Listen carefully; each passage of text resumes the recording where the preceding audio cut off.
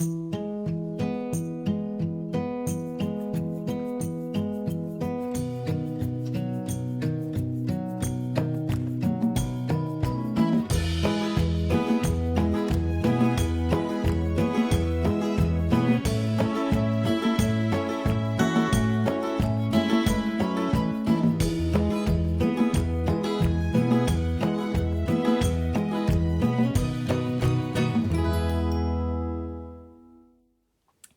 everyone and welcome to my channel.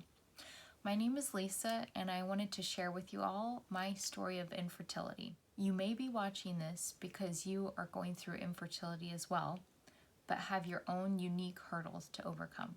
First, I want to start off by saying that because this is more of a private topic, I feel like it can be really isolating going through this whole process. You may also feel really discouraged, as I often have been.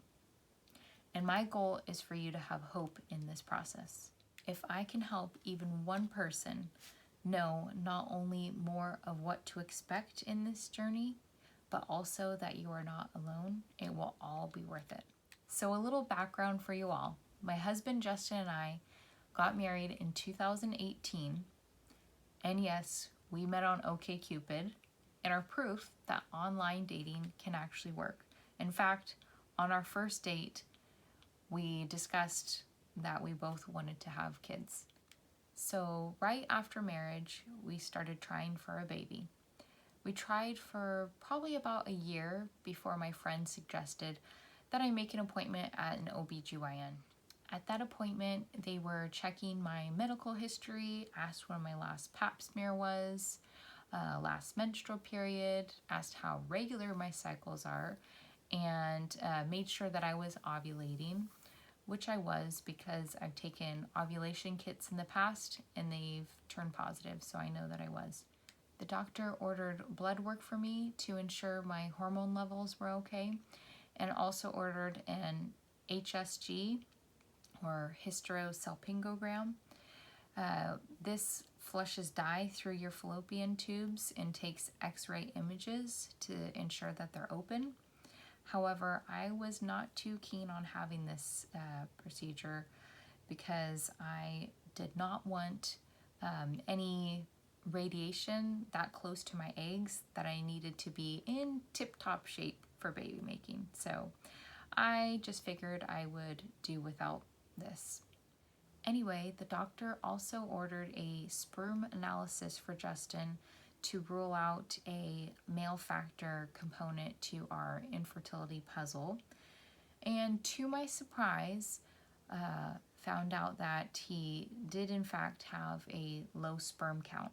I guess I was kind of okay with the news because I had heard that this is an easier problem to solve compared to if there were issues with the female reproductive system.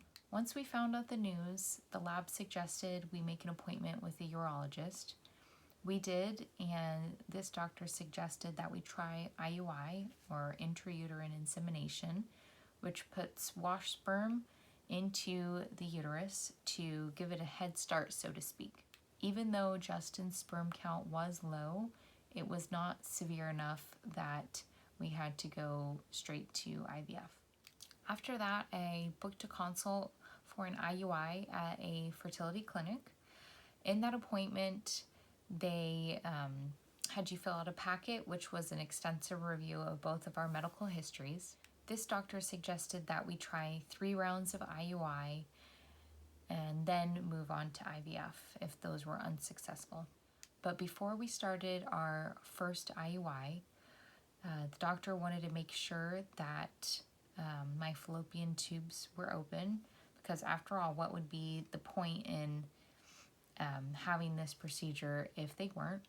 So I told him my concerns about having the HSG. So what he did was just order a sonohystogram, which puts saline in your uterus, and it's able to detect if the saline is able to go freely through the fallopian tubes.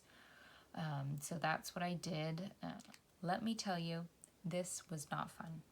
The hardest part was when the saline was infused and I had a bunch of cramping. However, I think the reason why I had such a tough time with this is because I wasn't prepared. The doctor, right after the consult, said that he had time, that he could perform it. So he just gave me an ibuprofen literally 2 minutes before and just went on in. And it was pretty uncomfortable. Lots and lots of cramping. So I suggest, if you have to have this procedure done, to definitely take ibuprofen beforehand, at least an hour before. You know, it was kind of nice to get it out of the way at the same day, but looking back, I would have rather come in another time and been more comfortable, because it kind of made me almost fearful to have the IUI. If that one was so painful, I'm like, oh gosh, what am I getting myself into with these IUIs? So just make yourself comfortable and take the ibuprofen beforehand, and I'm sure it'll hopefully be a much more pleasant experience for you. The good part in all of this is that all my tests came back relatively fine, with the exception of me being vitamin D deficient, which I quickly remedied by taking a daily vitamin D supplement. The doctor said that I could do the IUI the next month and to call the office when I started my period. And I was so happy to hear that it was actually sooner than I had anticipated, since all the other, appointments for this have just taken months and months. So I was excited to kind of get the ball rolling. So far, my husband and I have done 3 medicated IUI cycles at 2 different facilities. And I'm going to make a separate video on each one of those experiences. So if you are interested in following us along on our journey, please hit the subscribe button. Don't forget to hit the like button. I hope this video has helped you guys in some way. And thanks so much for watching. See you next time. We all want to know. You don't want to know about my car wash. No, it's recording right now, so you can see the difference on your forehead. But now it's going to be red. Yeah, you don't rub into it You hard. can do it here. We can get some more lighting in the room so it's not pink and blue. And a special guest appearance from Beanie. Do you love your sister? Give her kisses. Give kisses. Oh, give her kisses. I thought everyone could just enjoy some flowers. You stop and smell the flowers every once in a while. It helps.